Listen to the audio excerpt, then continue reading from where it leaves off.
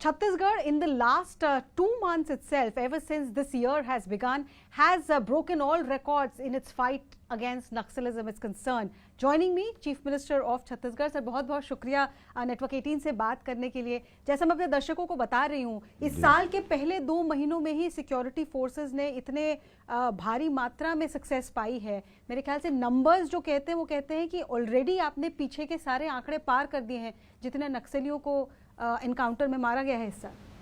जी देखिए, 2023 के विधानसभा चुनाव में छत्तीसगढ़ की जनता ने भारतीय जनता पार्टी पर और मोदी की गारंटी पर हमारे देश के यशस्वी प्रधानमंत्री श्री नरेंद्र मोदी जी पर विश्वास करके छत्तीसगढ़ में भारतीय जनता पार्टी को सरकार में बैठाई और आज उस सरकार को करीब 1.25 साल हो रहे हैं और 1.25 साल के अंदर ही हमारी सरकार ने, हमारे सुरक्षा बल के जवानों ने नक्सलवाद के साथ बहुत मजबूती के साथ लड़ाई लड़ी है।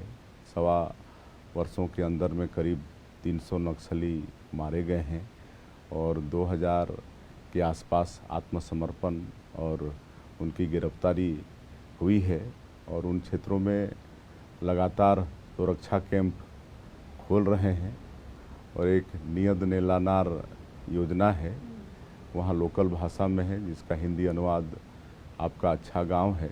उसके माध्यम से जैसे जैसे सुरक्षा कैंप खुल रहे हैं उन गांवों में हम लोग सरकार की सुविधाओं को, सरकार की योजनाओं को लोगों तक पहुंचाने का काम कर रहे हैं। वहाँ पर सड़कें बन रही हैं, घरों में बिजली पहुंच रही है, लोगों के लिए शुद्ध पेयजल पहुंच रहा है, वहाँ राशन पहुंच रहा है, शिक्षा की व्यवस्था कर रहे हैं, स्वास्थ्य की व्यवस्था कर रहे हैं। तो ये सब हमारे देश के यशस्वी प्रधानमंत्री और हमारे गृह मंत्री जी का भी संकल्प है कि 31 मार्च 2026 तक देश से नक्सलवाद को ख़त्म करना है। तो उस दिशा में हम लोग अपने सुरक्षा बल के जवानों के माध्यम से आगे बढ़ रहे हैं। सर, जैसा आपने कहा पिछले 1.25 साल में ऑलरेडी मेरे ख्याल से जो आंकड़ा आप बता रहे हैं कि 300 से ज़्यादा मारे जा चुके हैं, बट इस साल 2025 में ही अगर मैं बात करूं, अभी 31 नक्सलियों को एनकाउंटर में आपने सिक्योरिटी फोर्सेस ने उनको एनकाउंटर में ख़त्म किया है। एक जो चेंज हम लोग देख रहे हैं वो था, पहले सीआरपीएफ ऑपरेशंस प्लान करती थी, अब छत्तीसगढ़ पुलिस खुद लीड ले रही है, खुद जाकर जंगलों में एनकाउंटर, चाहे वो बीजापुर का नेशनल पार्क एरिया हो, चाहे कांकेर हो, चाहे बाकी इलाके हों। तो ये क्या चेंज आया है और छत्तीसगढ़ पुलिस के लीड लेने से क्या बदला है ग्राउंड पे, क्योंकि शायद वो भाषा भी जानते हैं, वो टोपोग्राफी भी जानते हैं। जी निश्चित रूप से लोकल हमारे जो वहाँ के युवा हैं, बेटा बेटी हैं, उनको सुरक्षा में लेने से इसका निश्चित रूप से फ़ायदा हुआ है। एक तो सीआरपीएफ में बस्तर बटालियन है, दंतेवाड़ा फाइटर्स हैं, बस्तर फाइटर्स हैं, इसमें लोकल हमारे बेटा बेटी जवान हैं। तो इससे फ़ायदा ये हो रहा है कि एक तो वहाँ का भूगोल इनको मालूम है, भौगोलिक स्थिति इनको मालूम है, वहाँ की भाषा भी ये लोग जानते हैं और अगर हम लोग नक्सलवाद के साथ मजबूती के साथ लड़ पा रहे हैं तो इसमें इन लोगों का बहुत बड़ा योगदान है। बट इसका एक नेगेटिव साइड भी है, जैसे हमने देखा कुछ सरेंडर्ड नक्सल्स थे जो डीआरजी का हिस्सा थे, वो ऑपरेशन से वापस आए, अबुझमाड़ के ऑपरेशन से जब वापस आ रहे थे वो शहीद हो गए। तो ये जो कैजुअलिटीज़ हो रही हैं, ये भी आप लोग मान के चल रहे हैं कि ये एंटी नक्सल ऑपरेशन का ये एक डाउन साइड है? देखिए, अगर पिछले वर्षों में जाएंगे और हमारी सरकार के 1.25 साल में जाएंगे तो सरकार की तरफ से कहें या सुरक्षा बलों की जो कैजुअलिटी हुई है उसकी संख्या बहुत कम है आगे के बनिस्बत, और इतनी बड़ी लड़ाई लड़ रहे हैं तो कहीं छोटा मोटा इस तरह से होना तो स्वाभाविक है। लेकिन पिछले दिनों में दोनों तरफ से मतलब अपने जवानों की भी कैजुअलिटी काफ़ी संख्या में होती थी, लेकिन अब काफ़ी सतर्क हैं हमारे जवान भी और इस समय कैजुअलिटी की संख्या बहुत कम हो रही है।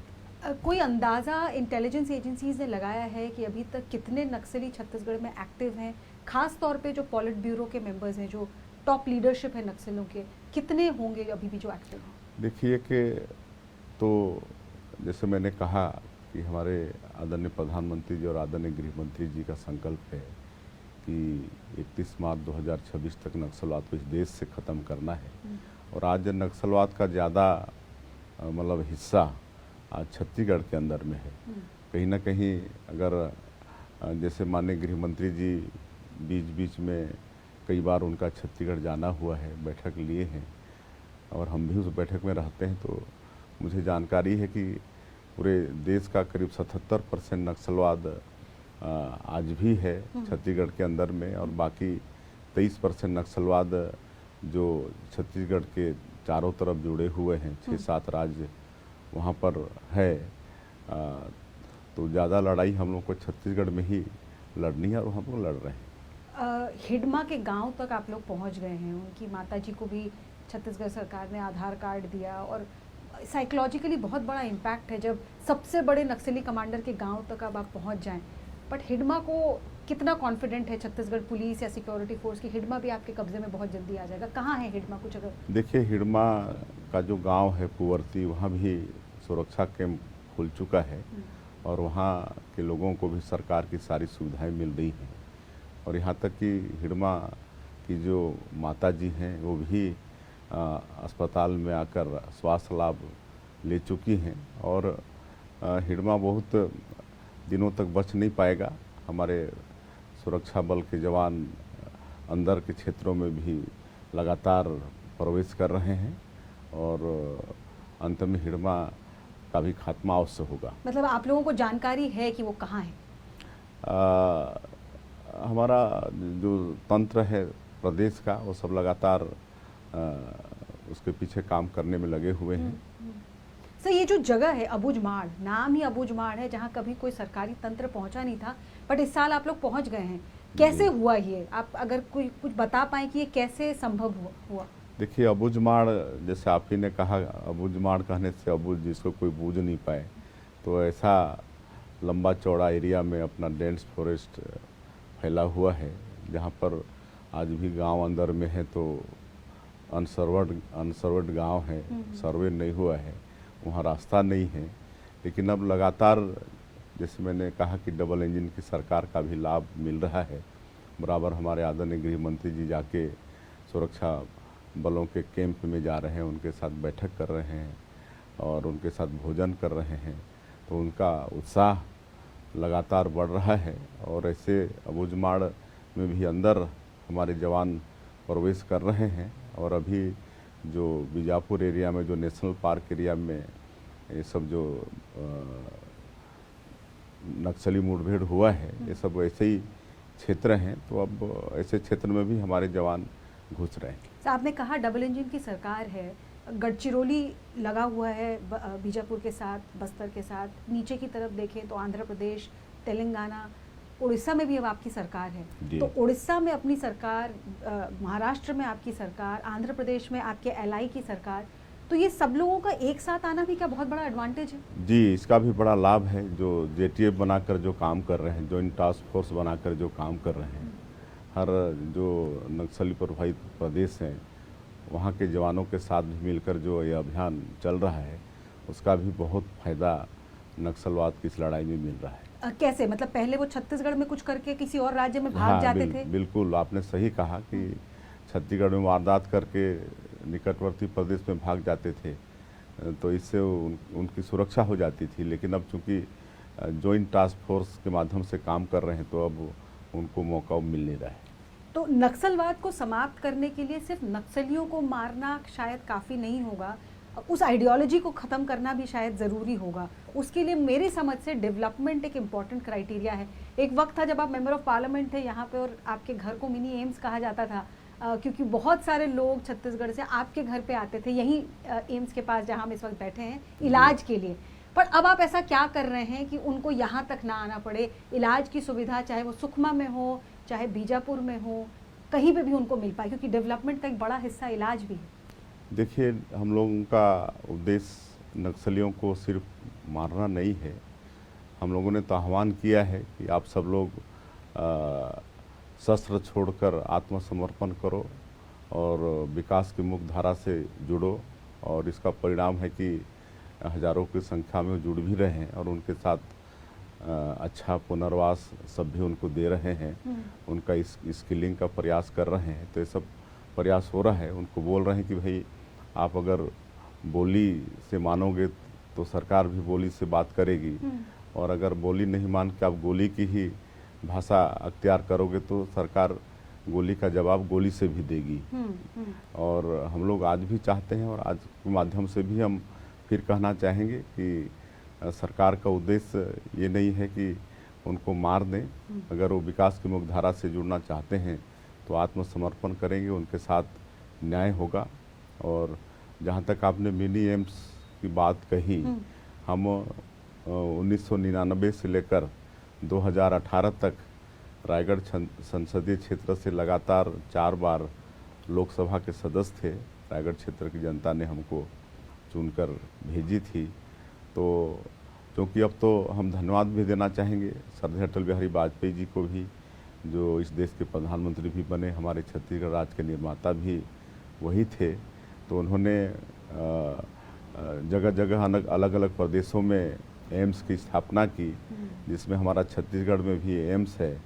तो नहीं तो पहले रायपुर में एम्स है, नहीं तो पहले होता था कि पूरे देश के लोग दिल्ली आते थे एम्स में इलाज कराने के लिए, और इतनी भीड़ होती थी कि हम लोग को जो सांसद के नाते फ्लैट मिला हुआ था उसमें जगह नहीं होती थी। तो पूरे तरफ लोग ही दिखते थे और उनका इलाज हम लोग कराते थे प्रधानमंत्री राहत कोष से।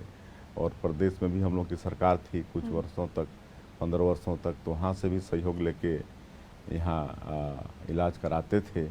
तो हमारे प्रदेश से ही राज्यसभा सांसद थे, लोकसभा से भी सांसद थे दिलीप सिंह जूदेव जी। कभी कभी अचानक हमारे फ्लैट में आते थे और वहाँ का पूरा दृश्य देखकर बोलते थे कि तुम अपना फ्लैट को मिनी एम्स बना रखे हो। तो ये कि मेरी हॉबी भी है कि जो गरीब लोग हैं, जो पीड़ित लोग हैं, जो बीमार लोग हैं, उनका इलाज करा के हमको आत्मिक संतुष्टि भी होती है। तो आज भी जब अब तो प्रदेश में मुखिया का दायित्व है तो जिम्मेदारी और बढ़ी है, लेकिन फिर भी हम रायपुर में, क्योंकि कुनकुरी विधानसभा से हम विधायक हैं, तो कुनकुरी सदन वहाँ पर बनाए हैं। और विशेषकर हमारे विधानसभा से और प्रदेश से जो भी लोग आते हैं इलाज के लिए, उनको एक सुविधा देने का काम कुनकुरी सदन के माध्यम से कर रहे हैं। लोकल बॉडी इलेक्शंस में जिस तरीके से भाजपा का प्रदर्शन रहा है, आप उसको किस तरीके से देखते हैं? क्योंकि भूपेश बघेल जो पूर्व मुख्यमंत्री हैं, लगातार आप पे निशाना साधते रहे, खास करके बस्तर के इलाके को लेकर कि बस्तर पे आप शायद पूरी तरीके से जस्टिस नहीं कर रहे हैं। तो लोकल बॉडी इलेक्शन को और बघेल साहब के एलिगेशंस को आप कैसे देखते हैं? देखिए, हम तो छत्तीसगढ़ की जनता को, वहाँ के देवतुल्य मतदाताओं को धन्यवाद देना चाहेंगे, उनका आभार भी व्यक्त करना चाहेंगे। और वो 5 साल कांग्रेस की सरकार में कांग्रेस की सरकार से त्रस्त भी थे।